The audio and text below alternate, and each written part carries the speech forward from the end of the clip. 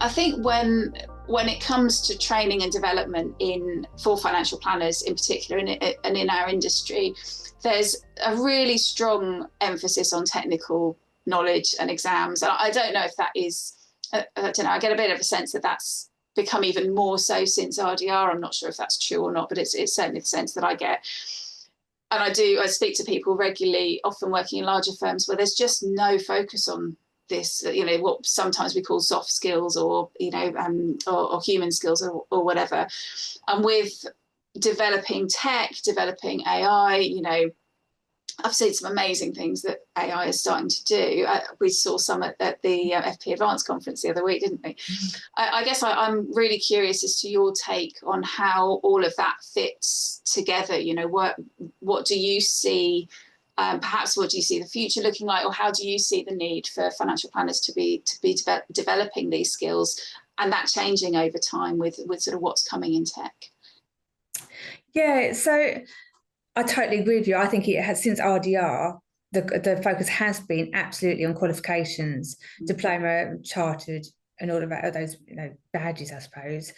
Back in the day, I never trained up to be an advisor, but from speaking and working with financial planners for many years, those that were trained up by the Pru, for example, Royal London, they did focus on those selling skills. And, selling is a bit of a taboo word, I suppose, in a way, but there was a lot to be said for that training, because they taught you about questioning skills, listening skills, and dealing with conflict.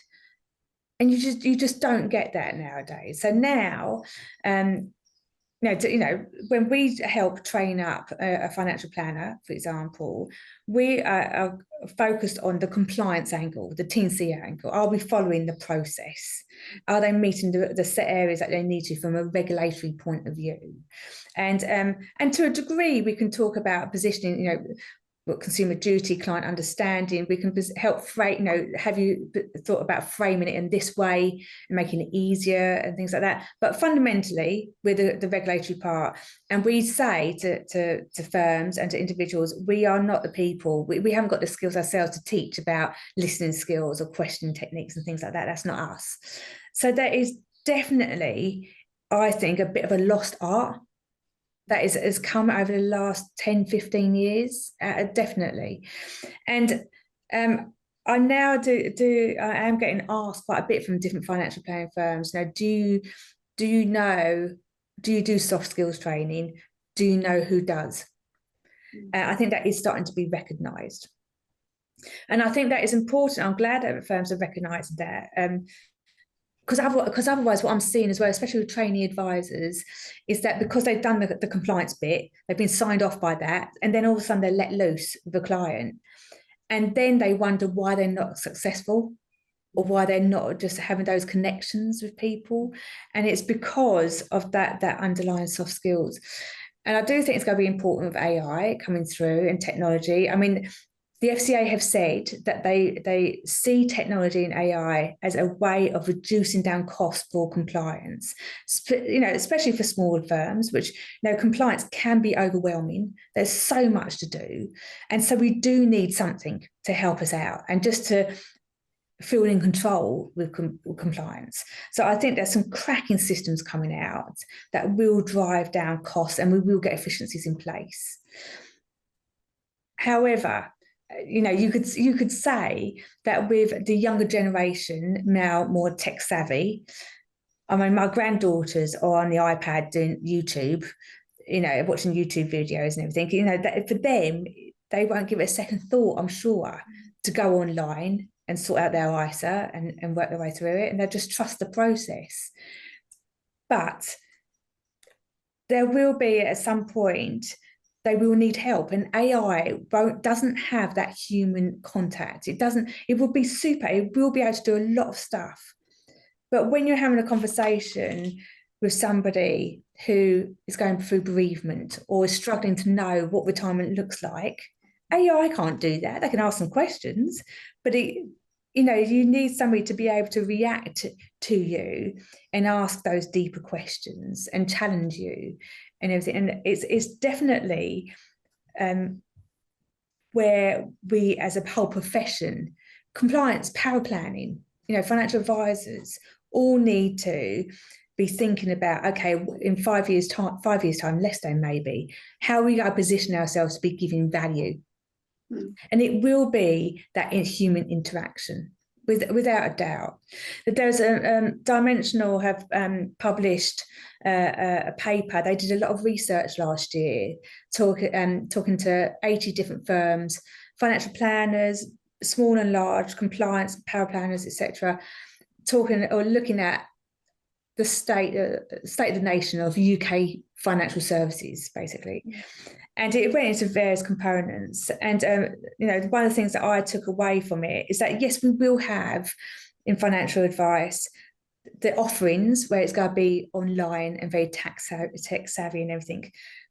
But within that, there will be boutique firms where it's high level contact with the client and more of a concierge service. And they will be using AI and technology to help them deliver that service. But fundamentally, if they want to attract those types of people that want that high touch level of support, you need to get your soft skills honed in to be able to relate to those types of people.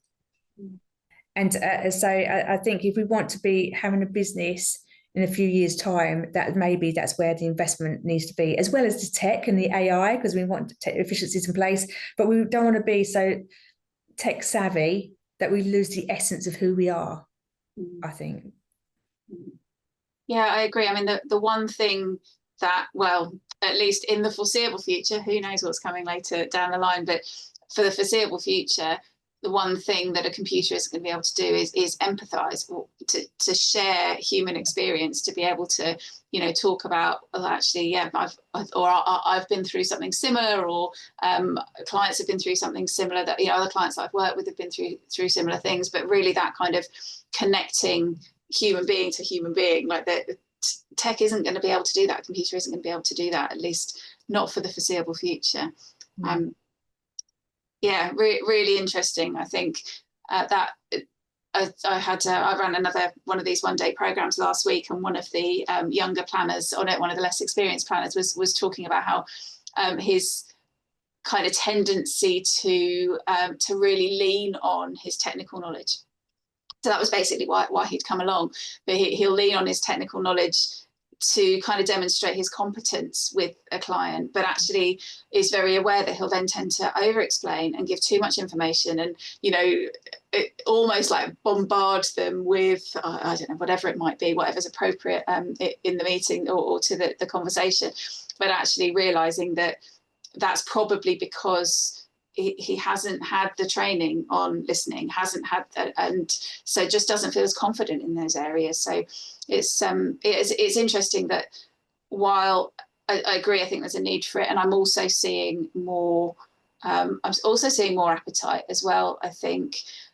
And I think the likes of Next Gen are doing a great job in promoting what really good financial planning looks like, which is that kind of holistic human skills and technical coming together, and as you say, technological skills as well. Now it's all going to be really important to drive those efficiency savings and so on, but all of those kind of threads coming together to create what's a really high quality financial planner.